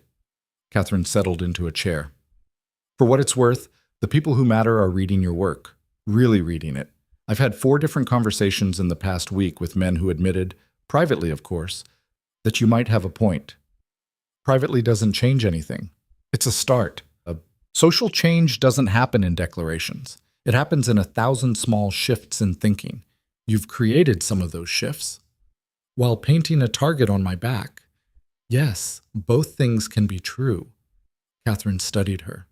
"Are you having second thoughts?" "Every hour of every day." Mara took another drink. "But I can't stop now, even if I wanted to." "Good. Because your next essay needs to be even stronger. They're expecting you to retreat, to be cowed by the backlash. Don't be." "What should I write about?" "Marriage, property rights within marriage, how women become legal non-entities the moment they wed. That will really set the fires burning." Mara thought about Vivian, about the bruises on her wrists and the dead look in her eyes. "Yes," she said, "I can write about that." The second essay was harder to write than the first, more personal. She had to discuss marriage without discussing her sister directly, had to talk about property and power without naming the man who'd bought Vivian like livestock. But the research was straightforward. The law was brutally clear. Married women owned nothing, not their property, not their earnings, not even their own children. They were legal dependents, little better than children themselves. The injustice of it burned. She wrote for 2 weeks straight, barely eating or sleeping. Alistair brought her meals and left them outside her door. Catherine sent books and source material. Ashford wrote letters with legal precedents she could cite. When she finally emerged from her room with the completed essay, she looked like she'd been through a war. "You need to eat," Alistair said, taking in her hollow cheeks and shadowed eyes. "I need to publish this." "You need to not die. Eat first, publishing second." She wanted to argue but didn't have the energy. Let him feed her. Let Mrs. Weatherby, who'd traveled from Brackenmore to help run the household, fuss over her like a mother hen. Let herself be human for a few hours before diving back into battle. The second essay hit even harder than the first. This time, the responses weren't just from anonymous letter writers. Real names attached themselves to the debate. A member of parliament called her ideas dangerous to the social fabric. A prominent bishop suggested she was doing the devil's work. 3 different newspapers ran editorials condemning her, but other voices emerged too. A countess wrote publicly agreeing with Mara's assessment of marriage law. A professor of law at Cambridge cited her research in his own work. A group of women in Manchester wrote to say they'd started a reading circle based on her essays. The tide was shifting, slowly, painfully, but shifting. "You need to come to London," Catherine said one afternoon. They were in the library, Mara working on her third essay, while Catherine read through correspondence. "There's a salon next month. Lady Winters is hosting. She specifically asked for you." "Absolutely not. Mars, I'm not going back there. Back to ballrooms and people who despise me. I can write from here." "You can hide from here," Catherine corrected. "But if you really want to change things, you need to show your face. Prove you're not the mad woman they've painted you as. Let them see you're real and rational and not going anywhere." "They'll tear me apart." "Probably. But you'll survive it. You've survived everything else." Alistair appeared in the doorway. "She's right. Not you too. You wanted to matter, to be seen. This is what that looks like." He crossed to where she sat, crouched down so they were eye level. "I know it's terrifying, but you're stronger than you think, and you won't be alone. I'll be there. Catherine will be there. We'll face them together." Together. The word settled something in her chest. "When is it?" 3 weeks. That gives you time to prepare, to practice, to remember how to be around people who aren't trying to help you." She wanted to refuse, wanted to stay safe in this house where she could write and argue and exist without the weight of 100 judging eyes. But safe had never been the goal. Heard was the goal. "Fine," she said. "But if anyone calls me hysterical, I'm leaving." "Fair enough." The 3 weeks passed too quickly. Mara divided her time between finishing her third essay, this one on education and the deliberate limiting of female intellectual development, and preparing for London. Catherine drilled her on social graces Mara had forgotten or never learned, how to deflect insults with grace, how to hold her ground without seeming aggressive, how to be heard without being dismissed as shrill. "It's exhausting," Mara complained after a particularly brutal practice session.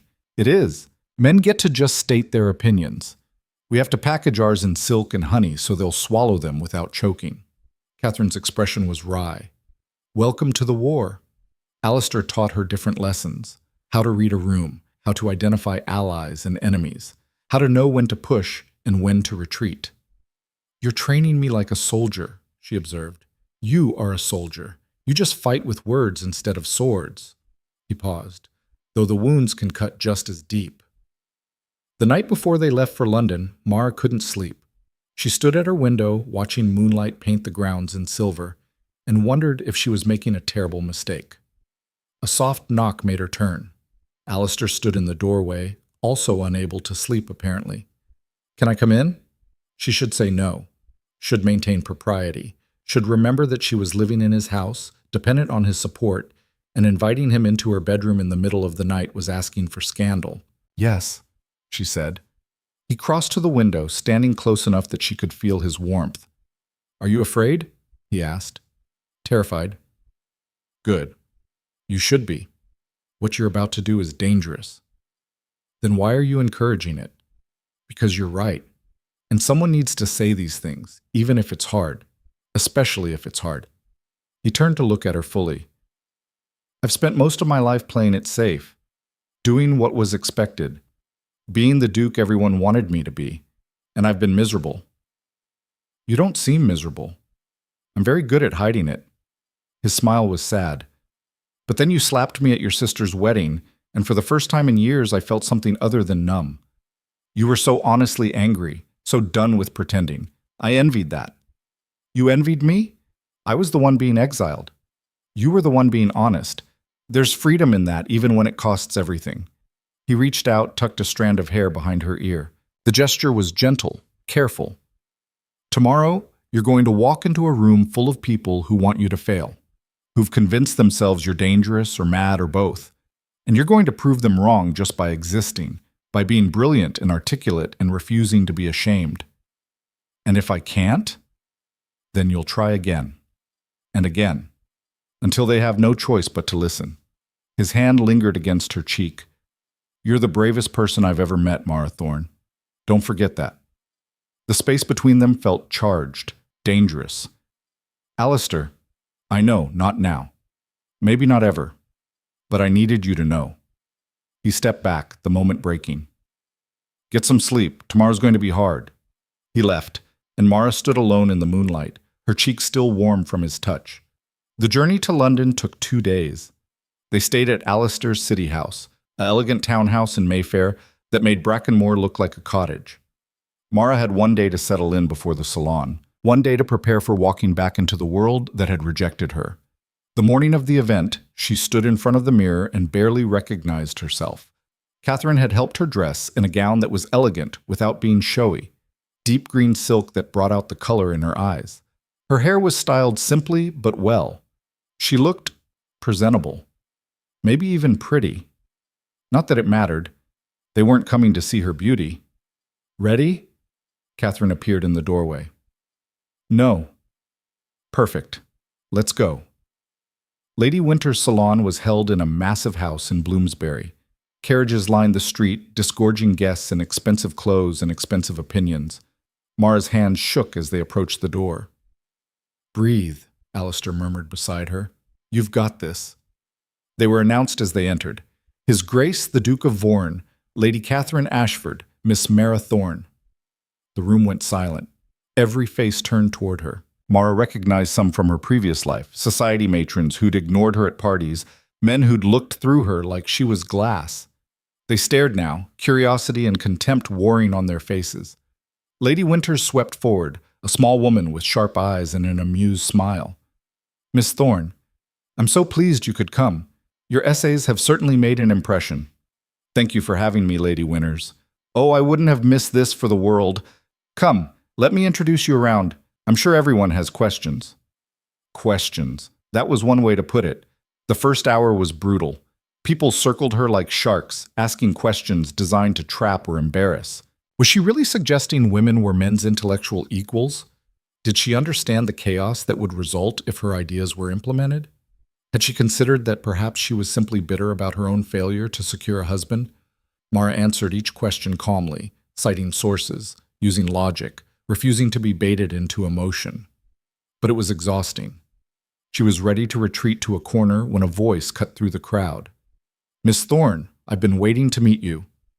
Mara turned to find a woman about her own age, dressed simply but elegantly, pretty in an understated way, with intelligent eyes and an assessing gaze. I'm sorry, we haven't met. I'm Eleanor Hartwell. I run a school for girls in the East End. Recognition sparked. You wrote me about using my essays in your curriculum. I did, and I have been. The girls devour them. They finally see someone articulating what they've always felt but couldn't name. Eleanor's smile was fierce. You're giving them language for their anger. That's powerful. Something in Mara's chest loosened. Thank you. I wasn't sure if anyone was actually reading them or if they were just being used as kindling. Oh, they're being read. By everyone who matters and most who don't. Eleanor glanced around the room. This lot is putting on a show. But trust me, your words are reaching people, changing minds. It's slow, but it's happening. Other women approached. A writer who wanted to collaborate. A widow who'd lost everything when her husband died and found Mara's work on property law revelatory. A young woman barely out of the schoolroom who said reading the essays had convinced her to refuse the marriage her parents had arranged. Not everyone was supportive. One man told her she was destabilizing civilization. Another suggested she should focus on finding a husband instead of causing trouble. But for every critic, there was someone else. Someone who'd read her words and felt seen. By the end of the evening, Mara was exhausted but buzzing with something she couldn't quite name. Hope, maybe. Or purpose. They were preparing to leave when a latecomer arrived, causing a fresh stir. Lord Pembroke. With Vivian. Mara's sister looked worse than she had at Thornfield. Thinner, despite the pregnancy. The bruises on her wrists had faded, but new ones darkened her upper arms. Their eyes met across the room. Vivian looked away first. Pembroke made straight for Mara, his face thunderous. So, the prodigal disgrace shows her face in polite society again. Lord Pembroke, Mara kept her voice level. I didn't realize you attended intellectual gatherings. I thought you preferred places where people agreed with you. A few people nearby laughed. Pembroke's face reddened. You think you're clever, writing your little essays, trying to destroy everything civilized people have built, but you're just a bitter woman who couldn't find a husband. And you're a man who had to buy a wife because no one would choose you freely. We all have our crosses to bear. The room had gone quiet again, everyone watching. I could destroy you with a word, Pembroke hissed. You've been trying for months. How's that working out? Mara stepped closer, lowering her voice so only he could hear. I see the bruises on my sister's arms. I know what you are. And someday, everyone else will too. You have no proof of anything. Not yet, but I'm patient, and I'm not going anywhere. Alistair appeared at her side. Pembroke, I think it's time you left. This isn't your fight, Vorn. It absolutely is. You're harassing a guest in a home where you're barely tolerated. Leave. Now. For a moment, Pembroke looked like he might argue. Then he grabbed Vivian's arm, hard enough to make her wince, and dragged her toward the door. Vivian looked back once. Her eyes met Mara's, and in them was something Mara had never seen before. Admiration. Maybe even pride. Then she was gone. The room erupted in whispered conversation. Lady Winters appeared, looking delighted. Well, that was dramatic. Miss Thorne, you must come back next month. I haven't seen this much excitement at a salon in years. Despite everything, Mara laughed. They left soon after, climbing into Alistair's carriage for the short ride home. You did well tonight, Catherine said. Better than well. You held your own. Pembroke hates me. Pembroke is terrified of you. There's a difference. Alistair's voice was quiet but intense. You saw it, didn't you? The way people listened to you. Actually listened. Not just to dismiss or mock, but because you had something worth hearing. She had. She'd felt the shift in the room, the moment when she stopped being a curiosity and became someone to reckon with. This is just the beginning, Catherine said. The real work starts now. What work? Building something that lasts. Your essays are important, but they're just words. We need to turn them into action. Schools like Eleanor's, legal advocacy, actual change. The scope of it was overwhelming, but for the first time since this all began, Mara didn't feel overwhelmed. She felt ready. That night back in her room at the townhouse, she started outlining her fourth essay. This one wouldn't just critique the system. It would propose solutions, concrete, practical changes that could actually happen. It was ambitious, maybe impossible, but impossible had never stopped her before. A soft knock interrupted her work. She opened the door to find Alistair standing there, still in his evening clothes. Can't sleep? She asked. Wanted to tell you something. He looked uncertain, vulnerable in a way she'd never seen him. Watching you tonight, seeing you stand up to Pembroke, watching you win over a room that came prepared to hate you. I've never been more certain of anything in my life. Certain of what? That you're going to change the world, and I'm honored to help you do it. The words settled between them, heavy with meaning. Alistair, I can't. I know. I'm not asking for anything. I just needed you to know. What you're doing matters. You matter, not because of me or in spite of me, just because. He left before she could respond, and Mara stood in the doorway staring at the space he'd occupied. The woman she'd been 6 months ago, invisible, dismissed, convinced she was worthless. That woman would never have believed this moment could exist. But she did exist. She was standing in a duke's townhouse in London, planning essays that people actually read. Women sought her out. Men feared her. She had a voice that carried. It wasn't perfect. It wasn't safe. But it was hers. And tomorrow, she'd use it again. The morning brought news that changed everything. Mara was at breakfast when Alistair burst into the dining room, newspaper in hand, his face unreadable. You need to see this. He spread the paper on the table. The Times, front page. The headline read, Radical essayist Miss Thorne gains parliamentary attention. Reformists cite her work in marriage law debate. Mara's hands went numb. What does this mean? It means someone in Parliament actually read your work and quoted it during a session about property rights reform. Alistair's voice was tight with something that might have been pride or fear. You're not just salon gossip anymore. You're political. Catherine appeared in the doorway, her own copy of the paper clutched in her hands. Have you seen? We've seen, Mara said faintly. This is good. This is very good. Catherine sat down, scanning the article. Lord Harrington cited your second essay, the one on marriage and property. He used your exact arguments about women becoming legal non-entities.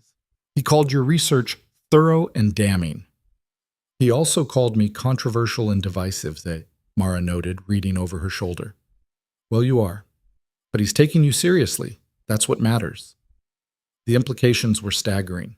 Mara had written to be heard, yes, but she'd never imagined her words reaching the actual halls of power, the place where laws were made and lives were shaped. What happens now? She asked. Now? Alistair's smile was sharp. Now they come for you even harder, because you're not just annoying anymore. You're threatening. He was right. The backlash was immediate and vicious. 3 newspapers published editorials condemning her. A bishop gave a sermon about women who forgot their place. Someone, she suspected Pembroke, started a rumor that she was Alistair's mistress, and all her work was actually his, filtered through her to seem more sympathetic. The attacks were personal, ugly, designed to destroy not just her credibility, but her character. But something else happened too. Letters arrived, dozens of them, from women all over England, some educated, some barely literate, all saying the same thing: thank you. Finally, someone is saying what we've always thought. Eleanor Hartwell wrote that enrollment at her school had doubled. Women wanted to learn, wanted to read, wanted to understand the laws that governed their lives. A group of women in Birmingham started a reading circle based on Mara's essays. Another group in Manchester began petitioning for legal reforms. Seeds she'd planted were taking root. You're building a movement, Catherine said one evening. They were in the library, Mara working on her 5th essay while Catherine answered correspondence on her behalf. Whether you meant to or not. I don't know how to lead a movement. I barely know how to lead myself. No one knows how until they're doing it. You just keep writing, keep being honest. The rest will follow. But 3 weeks after the parliamentary mention, everything came to a head. Pembroke published his own essay. It appeared in the Morning Post, prominently featured. The title alone made Mara's blood run cold. On the dangerous delusions of Miss Thorne and those who enable her. He didn't just attack her ideas. He attacked her personally. Called her a failed woman bitter about her own inadequacies. Suggested her father had been right to exile her. Implied she was mentally unstable and possibly dangerous. Then he went further. He accused Alistair of using her as a puppet, claimed the Duke was behind all her work, manipulating a vulnerable woman to advance his own political agenda while hiding behind her skirts. The essay ended with a call for Mara to be investigated, for Alistair to be censured by his peers, for both of them to be removed from polite society before their poison spread further. Mara read it 3 times, each pass making her angrier. He's trying to erase me, she said, make it so even my words aren't mine, so I don't exist at all. Let me respond, Alistair said. His voice was dangerously quiet. I'll publish a statement. Make it clear you're your own person, that I've had nothing to do with your writing except supporting it. That won't work. They'll say you're covering for me, or that I'm too weak to defend myself. Mara stood, pacing the library. I have to respond, publicly, in a way that can't be dismissed or explained away. How? An idea was forming. Dangerous. Probably insane. Perfect. I'm going to give a lecture. Public. Open to anyone who wants to attend. I'll present my arguments in person, answer questions, prove I'm not some puppet or madwoman. She turned to face them. They want to see if I'm real? Fine, I'll show them. Catherine and Alistair exchanged glances. That's bold, Catherine said slowly. That's suicide, Alistair corrected. They'll tear you apart. They're already trying to. At least this way I control the field. Mara's hands were shaking, but her voice stayed steady. I can't keep hiding behind paper. If I want to be taken seriously, I have to stand in front of them and prove I deserve it.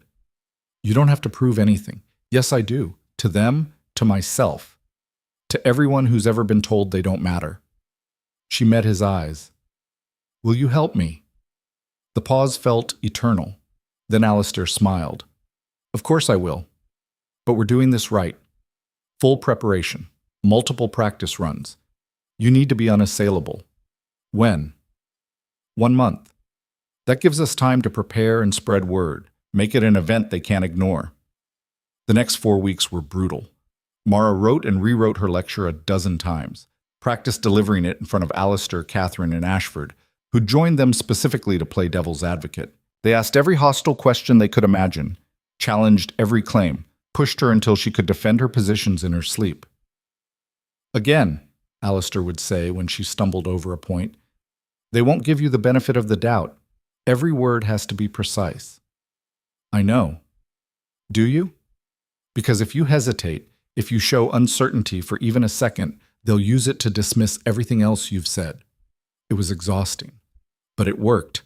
By the time the lecture date arrived, Mara knew her material so thoroughly she could recite it backward. Every source, every statistic, every logical connection. She'd anticipated every objection and prepared responses. She was as ready as she'd ever be. The lecture was scheduled at the Royal Institution, a bold choice. The same hall where the greatest scientific and philosophical minds of the age presented their work. Getting permission to use it had required calling in every favor Alistair and Catherine had. The morning of the event, Mara couldn't eat, couldn't think, could barely breathe. You're going to be brilliant, Catherine said, helping her dress. Simple, elegant clothes. Nothing that could be criticized as too flashy or too drab. What if I'm not? Then you'll be honest. That's worked so far. The carriage ride to the institution felt like traveling to her own execution. Mara watched London pass by the windows and wondered if she was making the biggest mistake of her life. But when they arrived and she saw the crowd, something shifted. The hall was packed, standing room only, hundreds of people, maybe more. Women in the front rows, determination on their faces. Men scattered throughout, some curious, some clearly hostile. Press in the back, notebooks ready. And there, off to one side, almost hidden, Vivian. Her sister sat alone, hands folded over her swollen belly. When their eyes met, Vivian gave the smallest nod. She'd come. Despite everything, despite Pembroke, despite the risk, she'd come. That steadied something in Mara's chest. Alistair touched her shoulder. Ready? No. But I'm doing it anyway. She walked onto the stage. The room went silent. Mara stood at the podium, looking out at hundreds of faces, some sympathetic, some skeptical, some openly hostile, all waiting to see if she'd break. She took a breath and began. My name is Mara Thorne, and I am no one's puppet. The words rang out clear and strong. Over the past months, I've written essays about the systematic diminishment of female intelligence and capability, about the ways our society, our laws, our customs, our assumptions, work to keep half the population dependent and silent. Some of you have read these essays. Some have called them radical, dangerous, even insane. She paused, meeting eyes throughout the crowd. Today, I'm going to prove they're none of those things. They're simply true.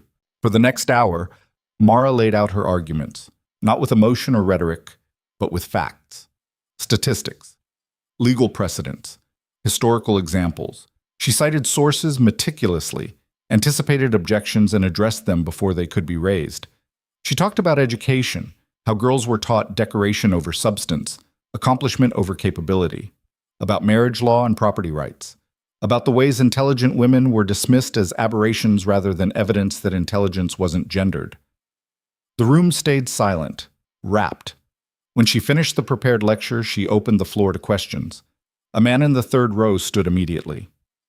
Miss Thorne, you claim women are men's intellectual equals, but surely natural differences.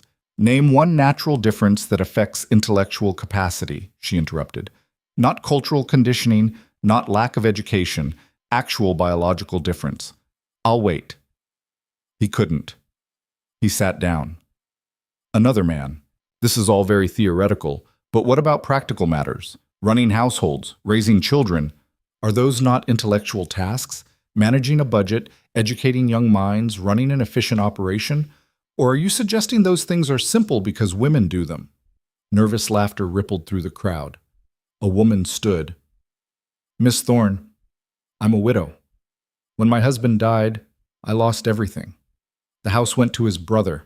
My own inheritance became his family's property. How is that just? It's not. It's theft, sanctified by law. Mara's voice was gentle but firm. And it won't change until enough people recognize it as such. That's why we're here. That's why this conversation matters. The questions came faster, some hostile, some genuine, all intense. Mara answered each one, sometimes with facts, sometimes with logic, sometimes with stories from her own experience. She didn't claim to have all the answers, but she had thought deeply about the questions, and that came through. An hour into the question session, a commotion at the back made everyone turn. Pembroke had arrived. He strode down the center aisle, fury evident in every line of his body. Behind him, struggling to keep up, was Vivian. "Enough of this farce," he announced. "This woman is a charlatan, a fraud being manipulated by people with their own agendas." The room erupted in whispers. Mara's heart hammered, but she kept her voice level. "Lord Pembroke, do you have a question or just accusations?" "I have proof." He pulled papers from his coat. "Letters between you and the Duke of Vorn, showing his influence over your work, his edits, his ideas. Those would be our correspondence, yes, where we debated philosophy and politics, like any two people interested in ideas." Mara descended from the stage, moving toward him. "But if you're suggesting he wrote my work, you're wrong, and you know you're wrong. You're his mistress. I'm his colleague. And the fact that you can't imagine a man and woman having an intellectual relationship without sex being involved says more about you than me." The crowd was riveted. "You're unnatural," Pembroke spat. "A woman who forgot her place, who thinks she's better than—" "I don't think I'm better than anyone." Mara was close to him now, close enough to see the rage and fear in his eyes. "I just refuse to believe I'm worse, that my thoughts matter less because of what's between my legs. That's not radical. It's reasonable." "Your sister knows what you are." He grabbed Vivian's arm, yanking her forward. Tell them what you told me, how she's always been difficult, unstable, how your family had to send her away. Let go of me." Vivian's voice was quiet but absolute. Pembroke froze. "What?" "I said, let go." She pulled her arm from his grasp, stepping away. "You want me to denounce my sister? Fine. Here it is." Mara was difficult. She asked questions no one wanted to answer. She refused to be quiet when quiet was easier. She thought too much and cared too deeply and couldn't pretend otherwise. Vivian's voice grew stronger, tears streaming down her face, and I envied her for it, because I was the good daughter, the obedient one, the one who married, who she was told and smiled when she was supposed to, and never ever questioned anything. And look where it got me. She pushed up her sleeves, revealing fresh bruises. The crowd gasped. "This is what obedience buys you," Vivian said. "This is the reward for being the perfect woman. I'm 20 years old, pregnant, trapped in a marriage to a man who sees me as property. And my sister, the difficult one, the unstable one, she's standing on a stage, speaking truth, refusing to disappear." She turned to Mara, and her smile was broken and proud. She was always the brave one. I just couldn't see it. The room exploded. People shouting questions, press scribbling frantically, Pembroke turning purple with rage, and Mara standing frozen, watching her sister walk toward her. "I'm sorry," Vivian whispered when she reached her. "For everything. I should have been braver, should have stood with you instead of against you." "You're here now." Mara took her sister's hands. "That's what matters." Pembroke tried to grab Vivian. Alistair stepped between them, his voice cold as winter.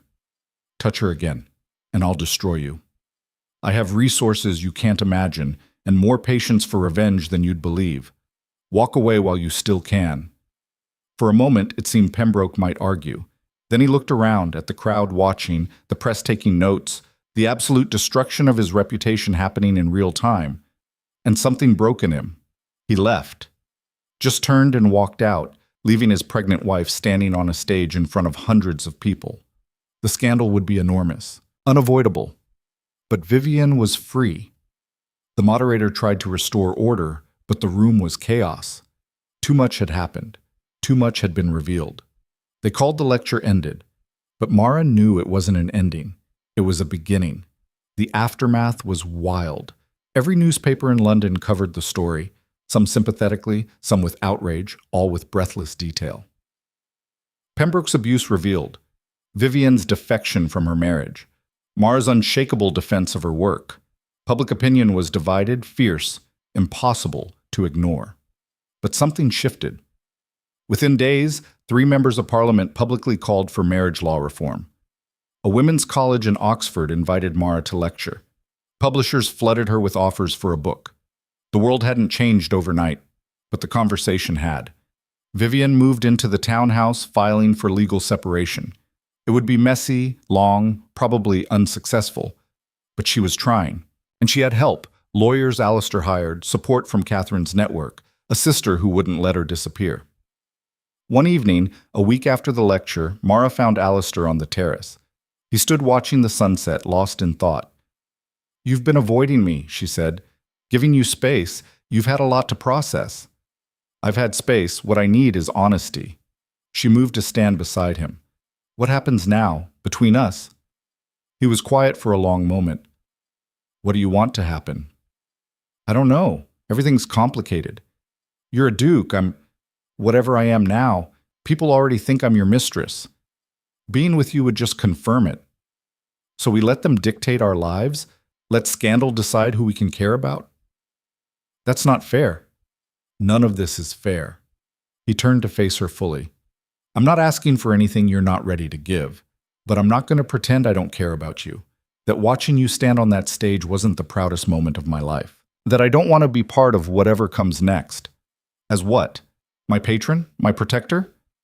"As your partner, if you'll have me." He took her hands. "Not because you need me, but because we're better together than apart. Because what you're building deserves support, and I want to give it. Because I—" He stopped, started again.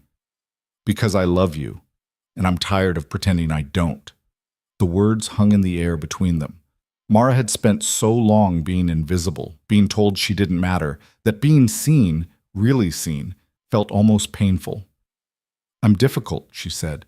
"You know that, right? I'm argumentative and stubborn, and I'm not going to stop what I'm doing just to make things easier." "I know. I'm counting on it.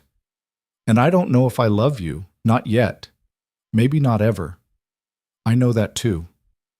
"Then why?" "Because some things are worth the risk." He squeezed her hands gently. "Whatever this is, whatever it becomes, I want to find out. With you." Mara looked at him. Really looked. Saw past the title and the power to the man who'd ridden through rain to apologize. Who'd published her work when everyone said not to. Who'd stood beside her when it would have been easier to walk away. Maybe she didn't love him yet, but she could see a path there, if she was brave enough to take it.